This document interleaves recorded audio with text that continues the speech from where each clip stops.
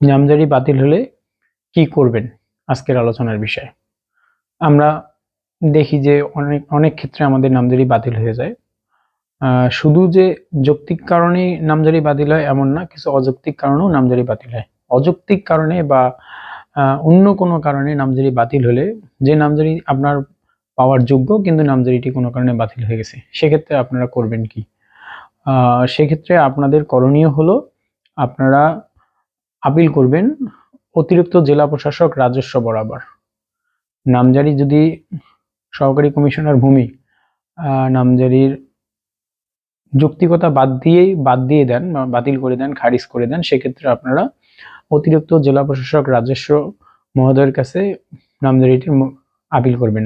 appeal হলে উনি শুনানি গ্রহণ করে নামজারিকরণের আদেশ দিবেন সহকারী কমিশনার ভূমিকে, এবং সহকারী কমিশনার ভূমি সে মোতাবেক